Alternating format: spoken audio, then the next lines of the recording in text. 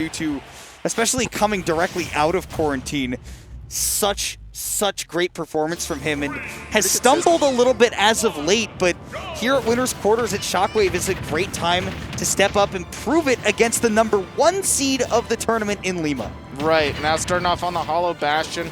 This platform layout is generally really good for Bayonetta, so I'm interested in what extensions we can get. I don't know about the height, if it's one. I know Smashville in particular actually is a really weird height that forces Witch Twist to just end the combo immediately if you don't jump into it, if you do it grounded. Yeah, the Hollow Bastion platform is lower than Smashville. I know for a fact that Terry can reach this one in a short hop, or in a full hop, can't do that on Smashville, but Marcel can't reach the stage after that air dodge. That's crazy to see from Pichu, right? He's got such a crazy recovery, but like we talked about with Sora, Bayonetta can go off stage a long way. I've seen enough to know that this platform is perfect for Bayonetta.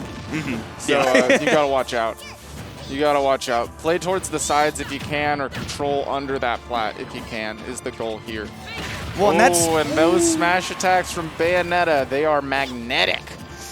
They are big.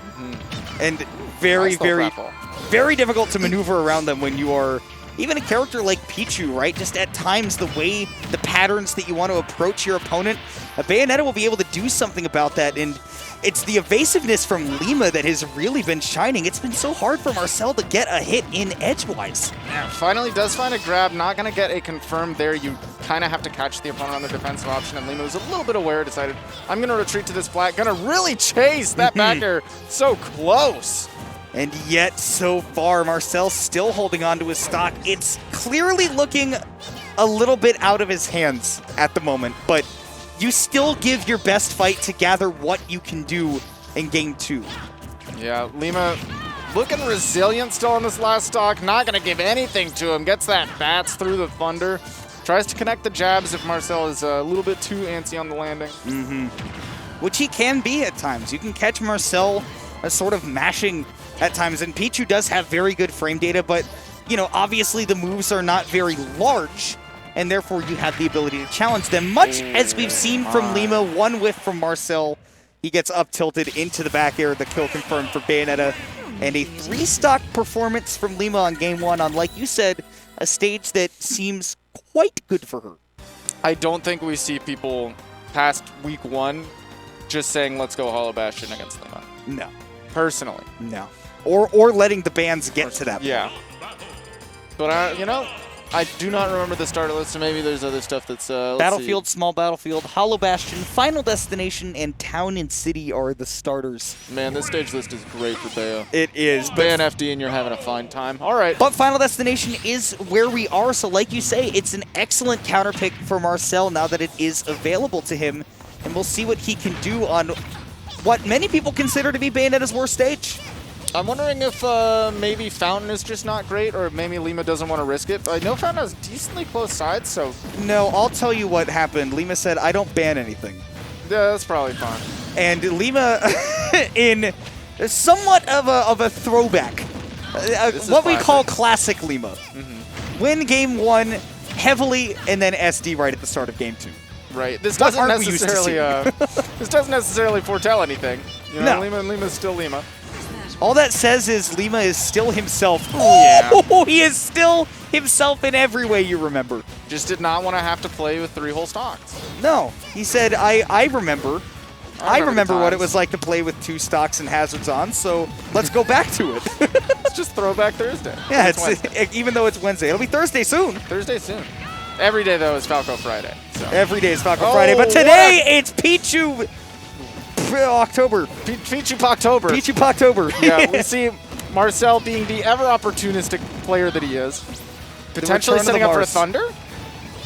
It's definitely what he was looking for with those back airs to drag off stage. If he had gotten an up air afterwards, it could have connected, but Lima had the correct DI and didn't get caught sleeping. But don't sleep on Marcel is what I'm trying to say right now. He is primed to take this game too if he keeps this up. I'm high-key shocked that the forward smash did not scoop from below, the way that hitbox works, but Lima does find his way on, and does find the up smash of all up smashes to punish that jump from the ledge. I think what happened there specifically is that it looked like he was going to charge the forward smash, and Marcel panicked after he had already jumped in and tried to go back to the ledge, and that's why he got caught so meaty by that up smash. Cleanly. He is stuck at the ledge. This is Marcel set up back throw, reposition. This varies. There's quite a few things he can connect here in the forward tilt. Ooh. But Marcel not ready for that get-up attack. Lima has been getting away with quite a bit of attacking off the ledge. Won't get away with holding on to that stock, though.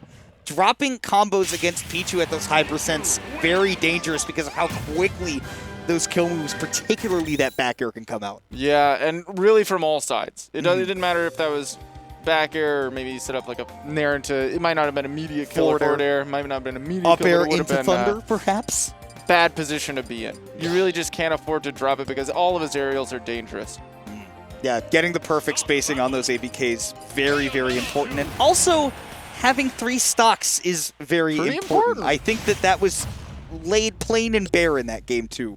Right, we were playing with a little bit of a handicap now, going to Smashville. Again, a position where Lima will feel pretty comfortable. The platform is great for extensions, but it's not always there getting in his way. But it also, beautiful opportunity for him to camp on it and look for his moments. And it's especially such a great place of refuge. You talk about the camping. It's a great place to get away from those Thunder Jolts of Pichu. He can't really contest you up there with those Thunder Jolts all the time, and that is a huge detriment to the Pichu gameplay. Yeah, unfortunately the platform came just in time, unfortunately for Lima anyway, it came just in time to end the combo after the side he got the balloon! Marcel has the heart. Not only does he have the heart, he's got a third eye that can see in the magnifying glass. Yeah, that's normally that's crazy. Lima's job. Yeah, he's supposed to be the one who sees the magnifying glass. He's used to being all the way out there. But Marcel, you know, that little bit of heart that he got from that balloon has brought him back to an even game. One where he could very easily take this off the ledge trap, and he does, and he gets another balloon along the way. A balloon and a stock, a 2-for-1 combo. Marcel just spot dodging those up tilts bravely, even though that was confirmation into his death earlier.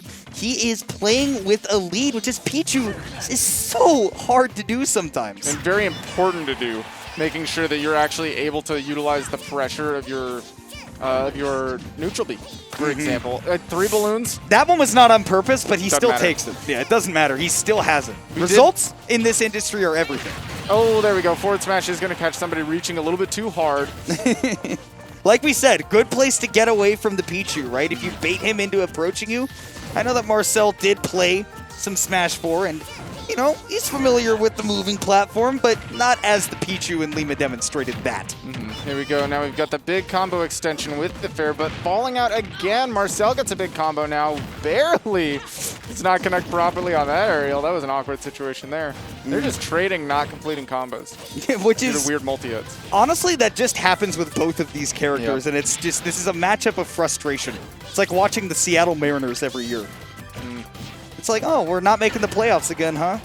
Great, good job, team. Good job, team. I love Washington State. Here we go. Oh, great DI down from Marcel, making it really difficult for Lima to follow up after that.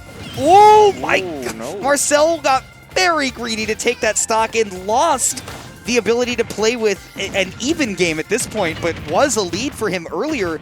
Now, all of a sudden, Lima just really cleaning up the play, right? Not extending too far. Look at him go. Ooh, really trying to catch Marcel greedily jumping onto the platform. Doesn't quite get that crazy for it, so Lima's not going to find the big punish. But look at the way he's able to play with this extra height from crazy offstage that you're not used to.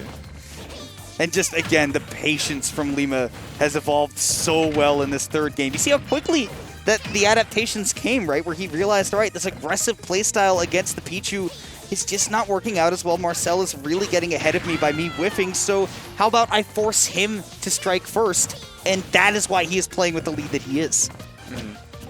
Oh, back throw is going to set up off the ledge.